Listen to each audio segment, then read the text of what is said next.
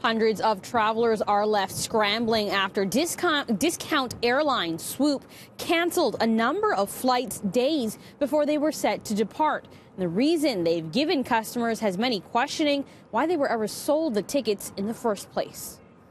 Now it's kind of went from excitement to a little bit of nerve-wracking because now you're being rushed into making decisions on acting on high skyrocketing prices and trying to figure out what you can do because now you're left hanging.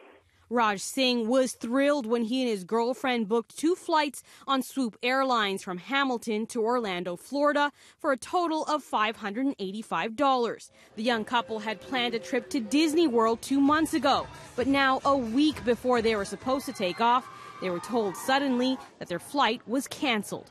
It was quite staggering just hearing about all this news because then you're thinking of all these other accommodations you have and how does it impact you? Theirs is one of 56 Swoop flights to the U.S. affected this month. The reason, the airline writes, we have not yet received one final approval required to operate to the U.S. We anticipated having all regulatory approvals in place well in advance of our U.S. first flights. Unfortunately, this is not the case. Why wouldn't you not have the approvals beforehand before marketing yourself? They should have had this information for some time and could have gave a little bit of an asterisk or warning that, hey, you know what, subject to approvals. In a statement, a rep for Swoop Airlines, which is owned by WestJet, writes, we apologize to our travelers for this inconvenience and for the disappointment they have expressed. Adding, after considering many factors, including rebooking options and aircraft availability, we've leased an aircraft from WestJet to operate many of our flights at the original scheduled departure dates and time. We are reaching out directly to all affected travelers to acknowledge their situation and to either advise them of their new WestJet flight details or provide rebooking and or refund options. Singh says the available WestJet dates don't work with his hotel, car rental, and Disney park passes that he's already booked.